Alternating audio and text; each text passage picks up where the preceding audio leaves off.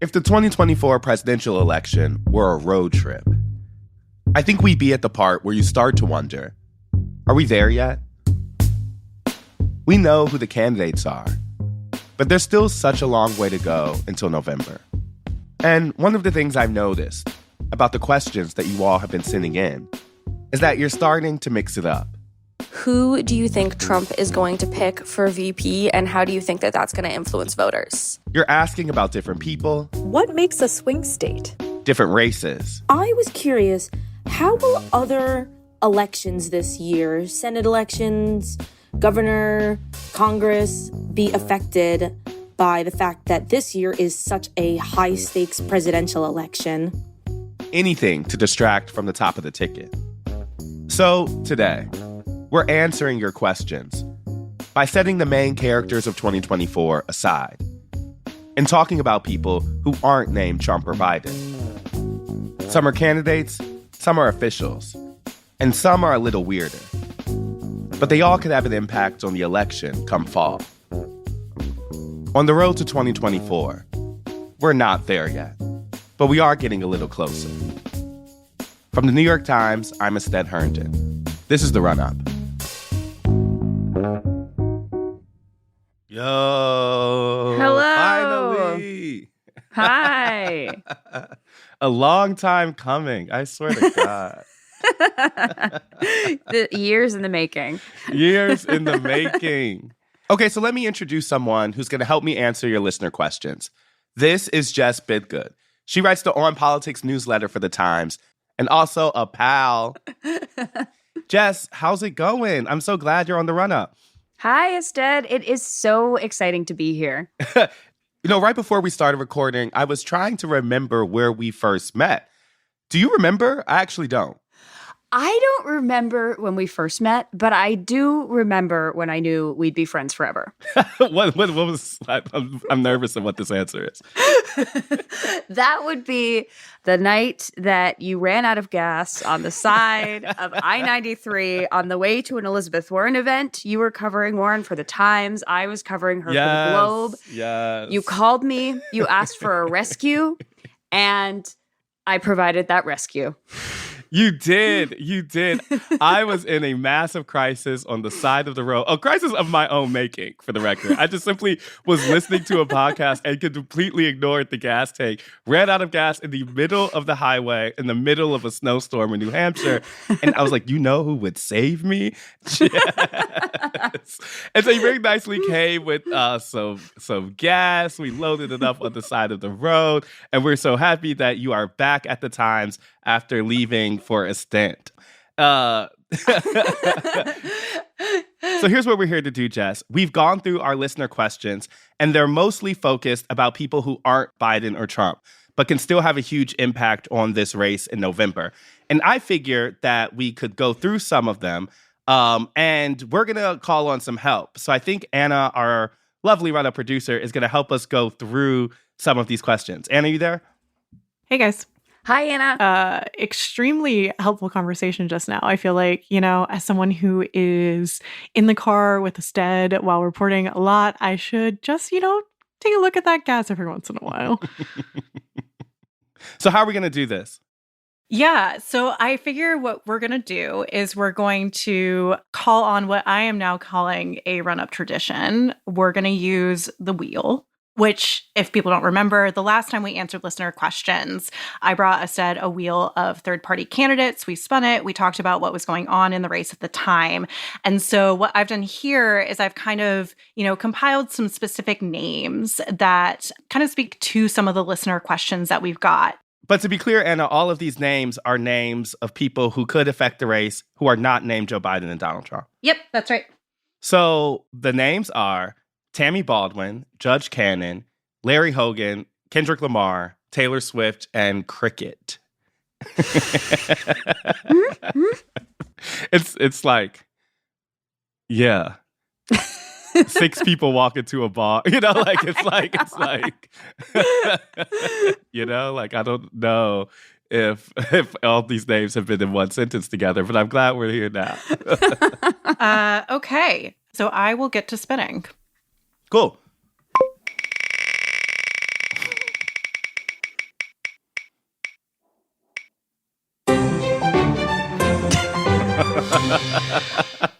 I wasn't expecting the music. Tammy Baldwin. Yeah, I mean, I'll take this one. I mean, we were just in Wisconsin, and one of the things that really came through, which I think is further reflected in the New York Times polling that we got about swing states and battlegrounds, is that for a lot of Democrats, there's a lot of good signs once you look underneath the presidential level. And so someone like Tammy Baldwin is the senator from Wisconsin who is running for re-election and whose race is considered pretty critical for the hopes of Democrats trying to hold on to the Senate. But in a state like Wisconsin, Baldwin stands pretty unique. She won her last Senate race by a significant margin. I think it was more than double digits. And then when we talk to people this year there, everyone's in pretty much agreement that Baldwin is in a pretty good position to win re-election. And I think that speaks to a kind of larger dynamic happening right now, where if you look at the Democratic Party through the lens of Joe Biden, there's all of these problems you can talk about and all of these signs of dissatisfaction and erosion. And when Anna and I were in Wisconsin a couple weeks ago, there was a couple we met outside of a Walmart in Milwaukee. Yeah, we actually caught them as they were finishing up their shopping. How long have you been in Wisconsin? Are you a longtime Badger? I'm a longtime Badger. I was born in Wisconsin. I love Wisconsin. And this lady was a very enthusiastic Democrat. She was wearing a pin for climate change and voting. I'm working about 20 hours a week to get out the vote. Wow. Yeah, I'm determined. That's a part-time job. Well, my slogan is, I'm retired, can't be fired. And, she supported Biden, but where she really lit up was when we asked her about the down-ballot possibilities, when we asked her about what we heard from Governor Evers about a more moderate future for Democrats and Republicans. Of the aisle. I wonder what you all think of that. Like, do you all think that there is something in the air where people want more bipartisanship, want more moderation, or are those corners so rigid that seems like a pipe dream? Well, we appreciate Tony Evers. And Tammy Baldwin is also running for Senate again. Her three issues are the three W's for Wisconsin: wellness, water, and work. And so she is trying to hit that medium message that could appeal to all people. And I wish you well, Tammy Baldwin. I'll be supporting and donating to you. And the only reason someone like a Baldwin can win in the state of Wisconsin by a bigger margin than we typically see on the presidential level is because there's some people who are willing to cross over and vote for a Republican and someone like her as a Democratic senator. And so she does better in rural communities than we've seen a lot of Democrats typically do.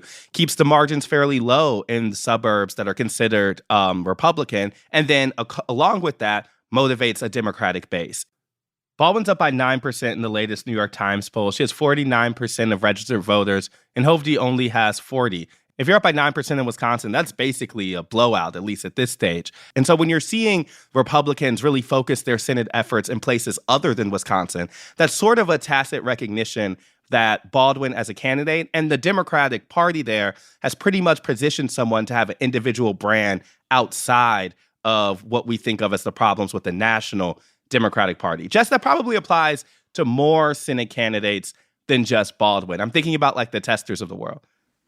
It does, absolutely. And there's another element of both Baldwin's race and Tester's race, who is the Democratic senator representing Montana, which is a pretty red state that has sent him back to the Senate time again, although he has what's going to be a tough battle up this year. But another element that both of their races have in common is this. It's the kind of Republicans that they're running against. Mm-hmm. This year, Republicans really tried to recruit wealthy candidates who could put a lot of money into their own races, but aren't super tested on a national stage. Eric Hovde, who Tammy Baldwin is running against in Wisconsin, is one of these types of candidates. Timothy Sheehy, who Tester is running against in Montana, is another.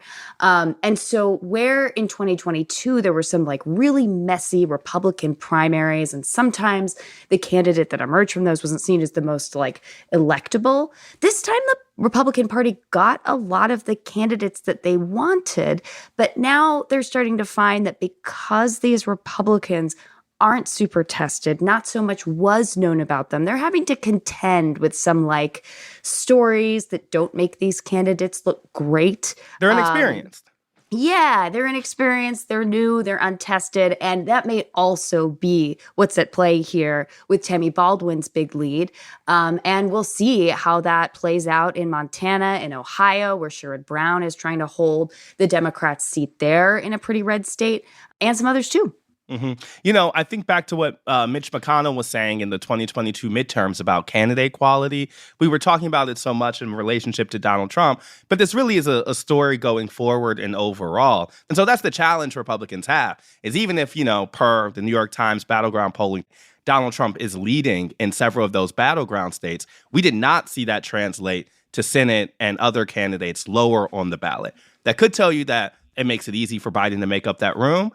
But that's really not the full story here. The other story is that the people running in those states have individual brands that it's been harder for Republicans to really tarnish at this point. Yeah. Okay. Let's keep rolling. Spitting, rather.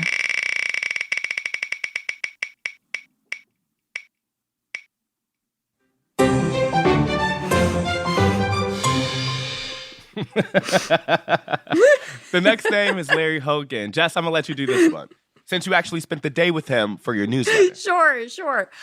So Larry Hogan was the very popular governor of Maryland. He was elected in 2014, handily reelected in 2018.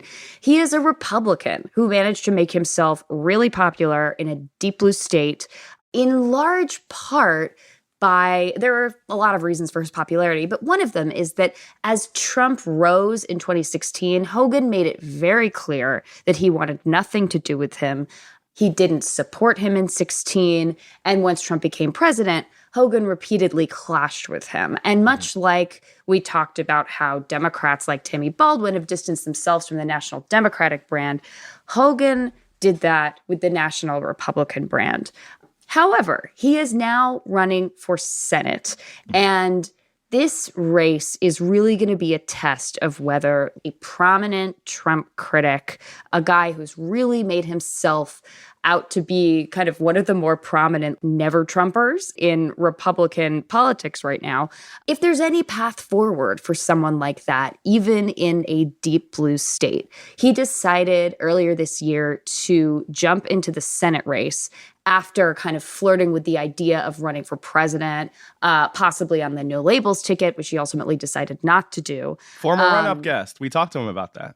Yes, absolutely. So the week that the Senate border deal collapsed, he got a call from George W. Bush saying, please run for Senate. We need your voice. Kind of like almost, it's like two figures who represent this kind of bygone era of Republican politics saying, let's get the band back together and see if we could do something going forward. So he decided to run.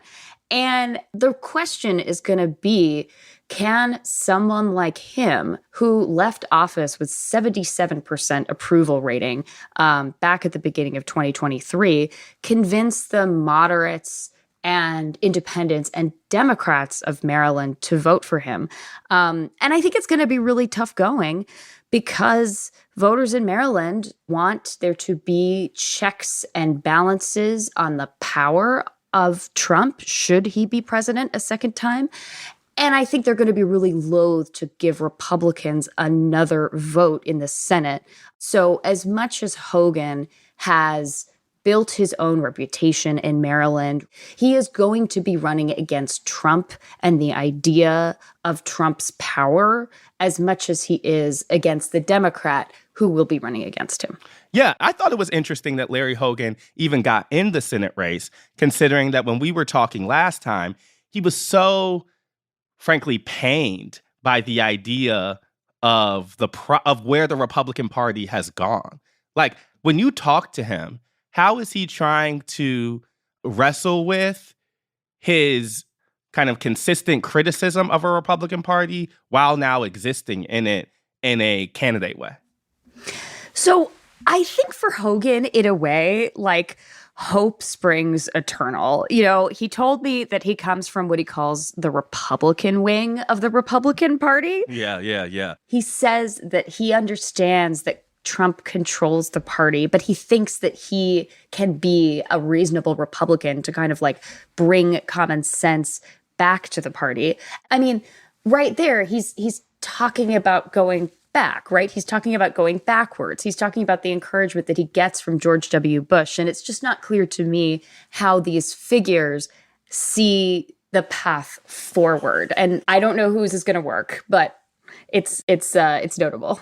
I mean, we have asked these never Trump Republicans, what is the plan at this point? Like, for years.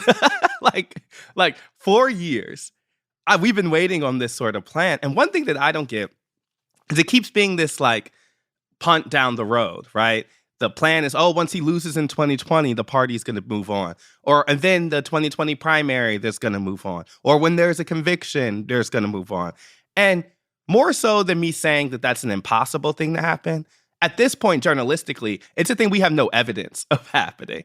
And so I'm like, for Larry Hogan, what are you pointing to say that the Republican electorate is looking for a non-Trump option? And that lane has shown harder and harder to actualize than is true in word. So we know that there's donors who are anti-Trump. We know that there's individual voters who are anti-Trump. We did, an episode fully about folks who didn't want to vote for Trump, some of which were with DeSantis and some of which were with Haley. But when you ask both of them, were you willing to give up on your principles in order to stop Trump and join together? That answer was no, right? And so I'm like, I don't know what the Republican coalition looks like going ahead without Trump. And if you're a Larry Hogan, you kind of need that to emerge. Right.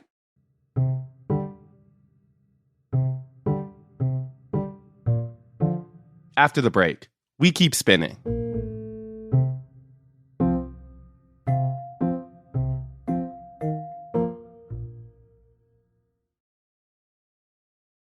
All right, y'all, let's keep spinning.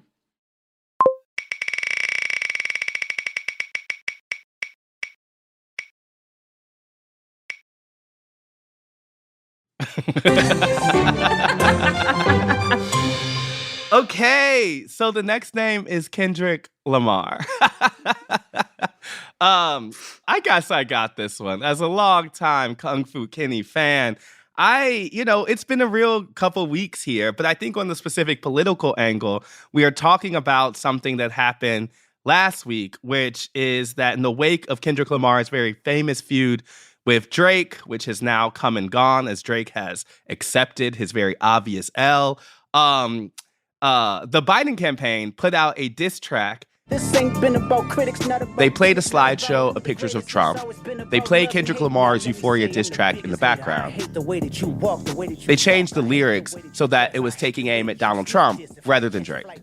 I hate the way that you walk all over women's rights, the way that you talk about immigrants. I hate the way that you dress. I hate the way that you sneak diss on Truth Social.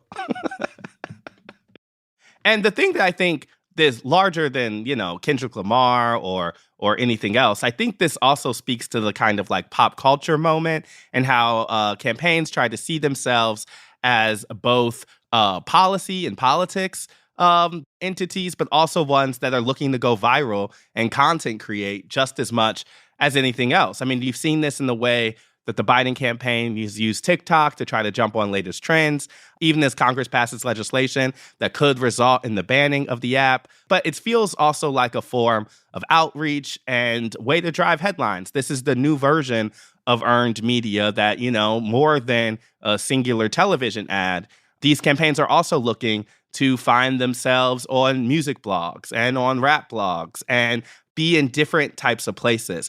I actually recently listened to an interview with the Biden campaign's digital director, and he was saying really explicitly how, they have deprioritized more traditional media in favor of trying to make sure that they find themselves in the places that people are going that are less interested in politics. And so I think we can see these things like diss track, TikTok, viral thirstiness content as part of that.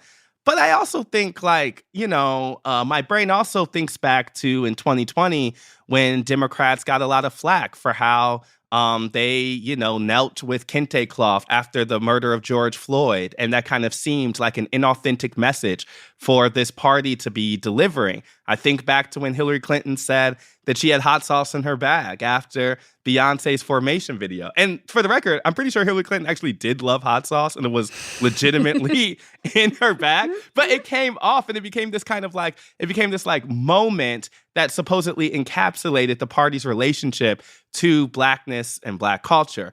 So when they did the Donald Trump diss in relationship with Kendrick Lamar's Euphoria track last week, the huge response online was about, oh, here they go again, trying to use stuff for votes. It went viral in a somewhat negative way. I don't want to characterize the whole response as that, but that was a lot of the responses. And I do think that that's something that's in the air. There's a very thin line between leaning into pop culture and coming off as inauthentic, particularly when the candidate at the top of the ticket is 81 years old, right? No one in the country thinks that Joe Biden actually knows what's happening in the Kendrick Lamar-Drake beef.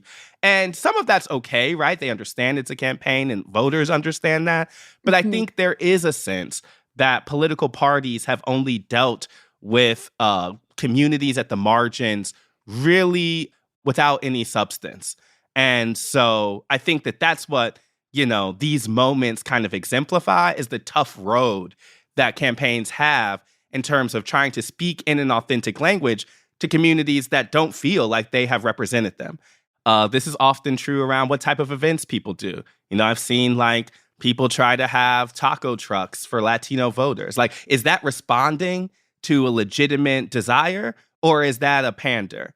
And I think the line between that is just if it comes off as authentic and if it feels like it's in the natural language of the candidate and campaign.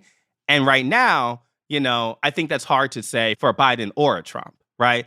When Trump engages with those communities, everyone knows it's a photo op, right? He very transparently deals very disposably with these communities. One of the things Democrats try to do is try to make it seem deeper. I just don't know if they'll always succeed. Right, absolutely. And don't let the Biden campaign listen to the rest of Kendrick Lamar's lyrics because he is not someone who is a huge fan of democratic and traditional politics. What's up next? Okay.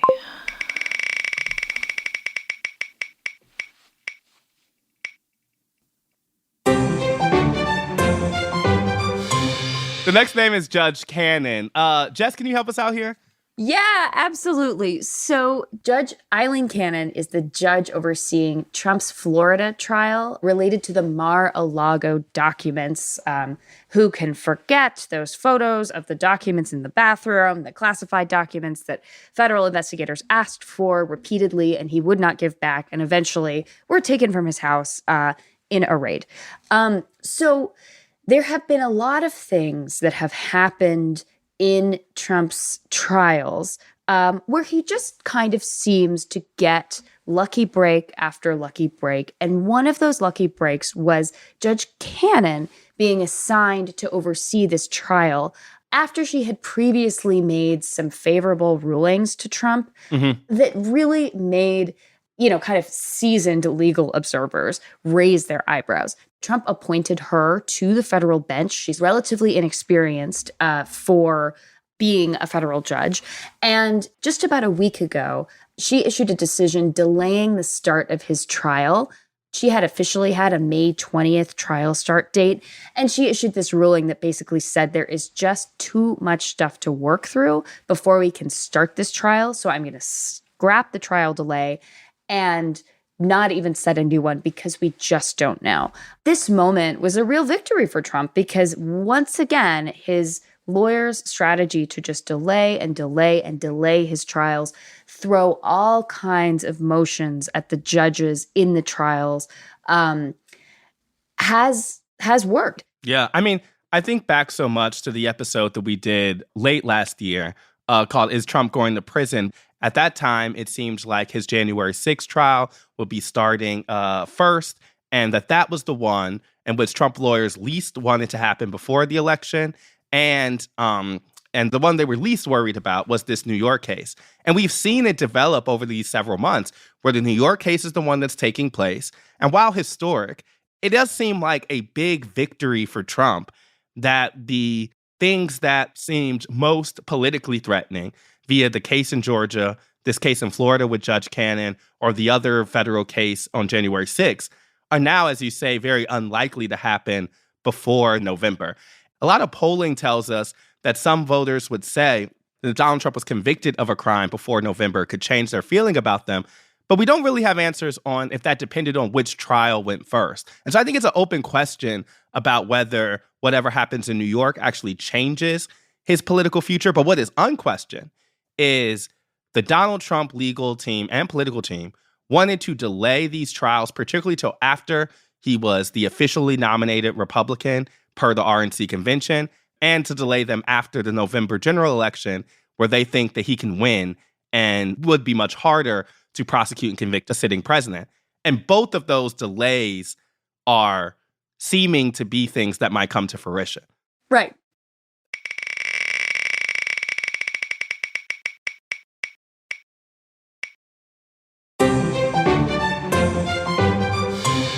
Taylor Swift. All right. Taylor Swift, the princess of pop herself. We're talking about Taylor Swift because this has come up in the last couple months. As we remember, around the Super Bowl time, there was an idea pushed by some Republicans that Taylor Swift was being intentionally kind of blotting out all of pop culture because she was a liberal who had previously endorsed Biden, and that they were setting her up to be one of the most impactful celebrity endorsers of the 2024 election. Now, there's an open question about the impact of celebrity endorsements in general, but if anyone may matter in this race, it is likely to be the person whose every utterance seems to be news and seems to be at the center of American pop culture. And we were thinking about this actually when we were at CPAC and talked to Jack Posobiec, who was one of the Trump-supporting commentators who has famously popularized other conspiracies like Pizzagate and has dabbled in really kind of messy, icky stuff, but was one of the people pushing this idea that Taylor Swift was a Democratic Party plant, frankly. And we asked him about it. Last question I have is you've also blown up as the Taylor Swift guy too. How did this come up? And do you really think Taylor Swift is part of a government conspiracy? Well, I never said she's part of government conspiracy. Other people have said things that may have added on to what I said. What I said was that the Biden campaign, we should say, and the Democrats would be very smart to work towards getting an endorsement. And actually, I was talking about ballot harvesting using Taylor Swift, as she has in the past, put out some of these calls for voter registration. She endorsed Biden-Harris in the past. That being said, though, because people have said, whoa, are you attacking Taylor Swift? I said, no, I'm not attacking Taylor Swift. In fact, I would love for Taylor Swift to come to CPAC. The Swifties can come as well. Fully open door if they want to get on board, because they've seen the policies of this administration and they know that 4 years ago was better. Well, I think in that we hear some of the recognition of Taylor Swift's importance and kind of power in pop culture, and a real understanding that some of these people who have such platforms can drive big interest. I remember when Taylor Swift tweeted out that vote.org registration thing. I remember Beyonce endorsing Beto right before that Senate race in Texas. And I think particularly in the Trump years of 2016 to 20, there was a lot of pressure on pop stars and figures in culture to speak out more about politics. I one time interviewed LeBron James about his efforts with More Than a Vote to really push voter registration. And they were also doing a campaign to have people work as poll workers. And that was actually fairly successful. You saw battleground states really have an influx of poll workers, partially because of the attention that was placed on this. Now, while there's open kind of questions around how much celebrity endorsers move the literal needle in terms of votes, I do think they can be reflective of a larger cultural moment where people in the spotlight galvanize others to point their attention at politics. And if we go further, I do think there was some in 2016 to 20, some galvanizing around anti-Trumpness to say that this wasn't America, that this didn't represent larger values. I wonder if celebrities and people are going to be willing to step in the same way in 2024. The winds around that stuff have changed a little. The current Democratic president is pretty unpopular. There's pressure around whether you're going to speak out about things like international conflicts or even some domestic issues. And the same way that I think that anti-Trumpness was a safe space for a lot of celebrities to land in a more liberal Hollywood, it's gotten a little more complicated than that. And so, Taylor Swift can very well bake her Biden-Harris 2020 cookies again 4 years later, and maybe that counts as the same level of endorsement. But I bet you if she were to do that this time, people would have some more questions. And I think that is a kind of thing that's happening, particularly among celebrities, is there's been what I feel is a retrenchment from social justice as part of brand, partially to avoid some of those questions. What do you think, Jess? Like, do you think by the end of this, we get superstars for Biden or even on the other side, I think about the ways that Trump had, Lil Wayne, Kodak Black, a lot of rap endorsers, Kanye West famously. Like, how much do we think the Hollywood ecosystem is going to play in this presidential race? I think that's such a good observation and an important point. I think the reason that she is so, sought after is, yes, she is so famous. But I think a big part of the reason that she is so sought after for the Biden campaign is this is a year where the same two guys are running against each other. Voters know who Trump is. They know what he's like. They know who Biden is. They know what he's like. And it's starting to feel... He needs some spice. Exactly. He needs some spice, but he also needs, I think this election may turn less on convincing persuadable voters, convincing swing voters to come out for Biden or Trump than it is in persuading low propensity voters, people who have not voted before, people who are feeling kind of apathetic about the election to come out and vote. And I think that's where a figure like Taylor Swift could be seen as helpful, less in convincing people who are considering Trump to go for Biden and more just in convincing people who weren't sure they were going to vote or weren't really thinking about it and kind of putting it on their radar and getting them out. One thing that Donald Trump is pitching quite explicitly in this campaign is a rejection of elites. And one thing I would say I would be interested in about celebrity endorsers is if the tenor in the air is to intentionally provoke a class of people who has not been responsive, there's a part of the Trump premise that's kind of immune to this because one, he's kind of the biggest celebrity of all. But two, I think what he's pitching is to say F you to that class of people. And so if that's the mood the electorate is in, Taylor Swift will not overcome that. Yeah. All right, last but not least.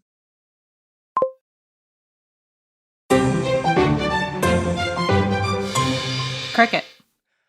Tell me who Cricket is. Cricket was a 14-month-old wire-haired pointer belonging to Kristi Noem, who is now the governor of South Dakota, who met her untimely end in a gravel pit after a failed hunt. And we know about this, not because anybody asked Kristi Noem if she had ever shot her own dog in a gravel pit. No, we know about this because she told us. She put it in her memoir for all the world to see, the story of her euthanizing her own 14-month-old dog and a billy goat who is unnamed for good measure. Wait, so I've only tangentially followed this story. Why did Kristi Noem kill her dog, and why might it matter?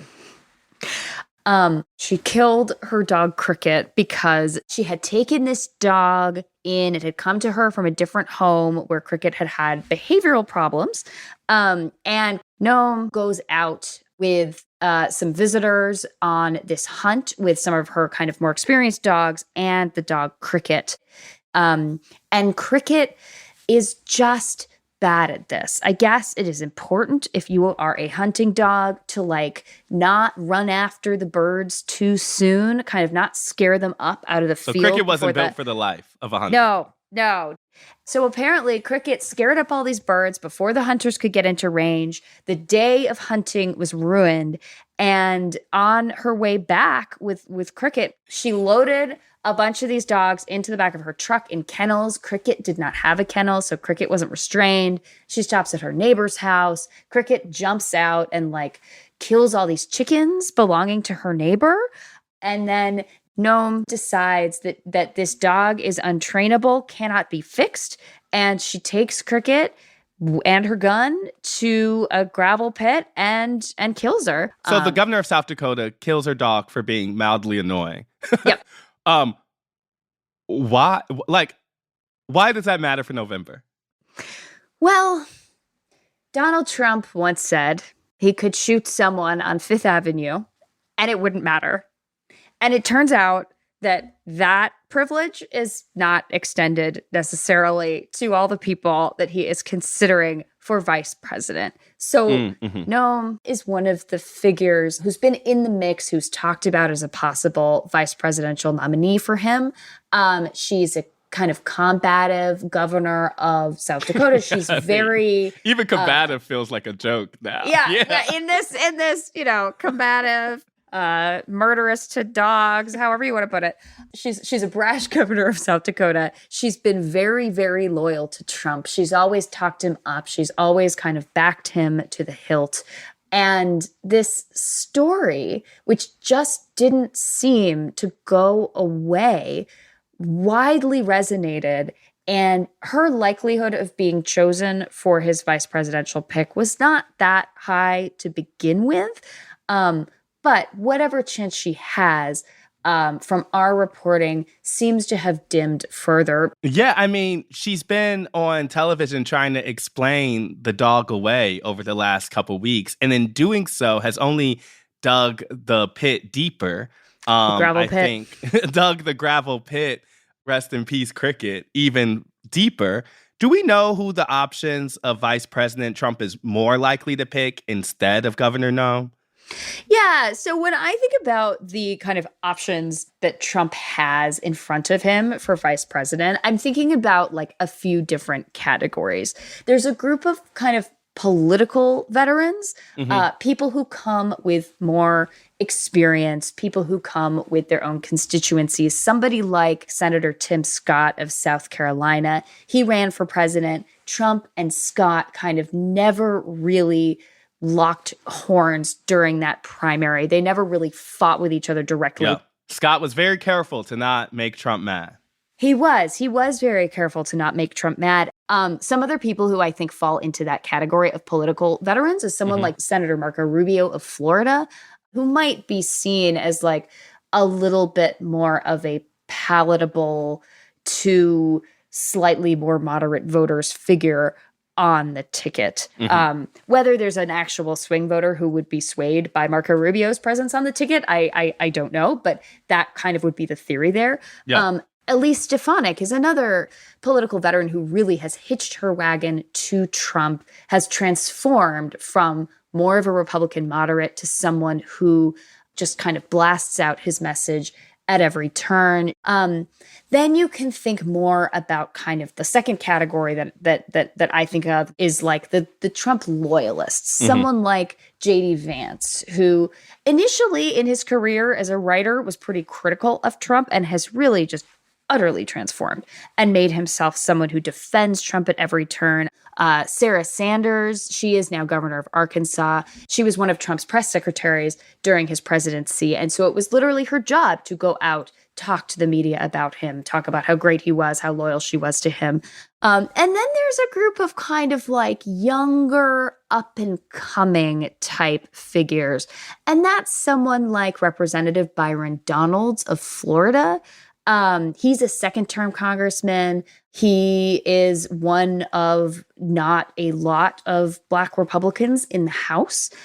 So he could bring some racial diversity to the ticket at a time when Trump is trying to, make inroads with Black and Latino voters.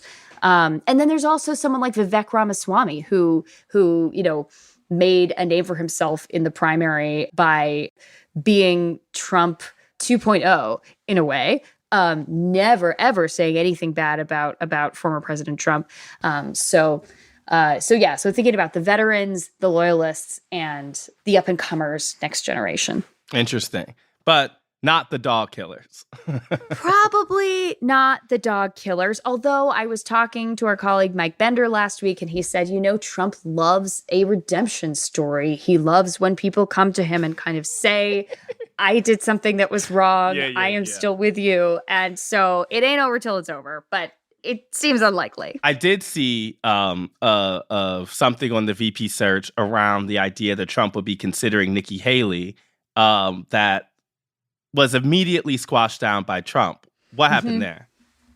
So that was very interesting because one of the possibilities that I have just run through really do is reach a constituency that Trump has a problem with, and that is moderate voters, right? Like going back to the kind of Larry Hogan-esque Republicans of the world, there are not enough of them to run the party. There are not enough of them to have their pick become the presidential nominee. But there's enough of them to sink his presidential campaign.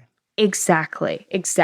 And so were he to look at Nikki Haley, who said while she was running for president that she was not running for vice president and that she wasn't interested, were he to look at her, he would be finding a way potentially to bring along the, in some cases, 20, 25, 30%, sometimes even more of Republican voters in swing states who were backing her, who didn't like Trump, who were uncomfortable with his candidacy, but liked the way she kind of does throw back to a pre-Trump tradition of Republicans. So right, you can see how they can help each other solve some of their problems. Trump provides her a sort of future, while she provides him an outlet to voters who are currently lukewarm on him. But Trump said on Truth Social, she's not under consideration. Yes, Trump said on Truth Social she's not under consideration. There's a lot of bad blood there, going back to Taylor Swift. And he's never saying, ever getting back together. They are never ever getting back together. Exactly. Jess, thank you so much. This was really helpful. And I think what's going to help check us a lot of boxes around the people who might matter in this race besides Biden and Trump. And it's also just fun hanging out. So thank you for joining the run-up. And I can't wait till we have more listener questions and we can do this another week. I can't wait till we have a dinner party with all the people we just talked about. Cricket can't come. No, Cricket's dead. The memory of Cricket. Yeah, Cricket ain't showing up.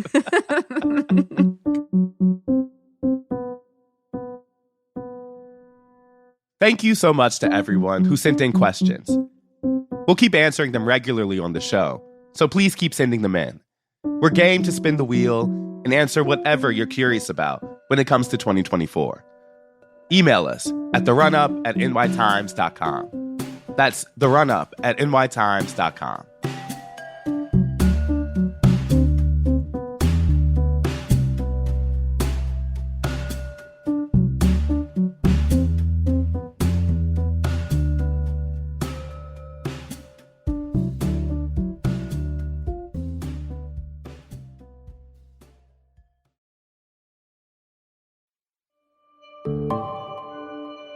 That's the run-up for Thursday, May 16th, 2024. Now, the rundown. This week, breaking news this morning. President Biden, moments ago, challenged Donald Trump to debate as soon as next month. Biden and Trump have agreed to face each other in 2 debates. The first, as early as June 27, and again in September. Some details are still being worked out, including format and the choice of moderator. But the proposed debates are head-to-head matchups without third-party candidate RFK Jr. Kennedy took to X and accused the presumptive major party nominees of colluding against him. Meanwhile, at every single level, legal, political, human, an extraordinary showdown today in court still happening. The ex-president coming face-to-face with the man who used to do his dirty work. Trump's former attorney and fixer, Michael Cohen, took the witness stand. Cohen, who is central to the case, told the jury about payment made to Stormy Daniels and his reimbursement by Trump. Trump's legal team began cross-examining Cohen on Tuesday and will continue today. Trump's criminal trial has also brought a number of Trump's potential VP choices to New York to show support for the former president. Vivek Ramaswamy, North Dakota Governor Doug Burgum, and Ohio Senator J.D. Vance, who denounced what he described as partisanship from the prosecution. The thing that the president is prevented from saying, which is a disgrace, is that every single person involved in this prosecution is practically a Democratic political operative. And 3 states held primaries on Tuesday: Nebraska, West Virginia, and Maryland, where Angela Alsobrooks, the Prince George's County executive, won the Democratic Senate primary. She defeated Congressman David Trone, who spent a record $60 million of his own fortune on the race. Alsobrooks will go on to face former Republican Governor Larry Hogan in November. What we know is that Maryland has been a blue state, but it will only stay a blue state if we put in the work. Because Larry Hogan, his BFF Mitch McConnell, and Donald Trump's Republican Party want to flip this seat. There are 60 days until the Republican National Convention, 95 days until the Democratic National Convention, and 173 days until the general election. We'll see you next week.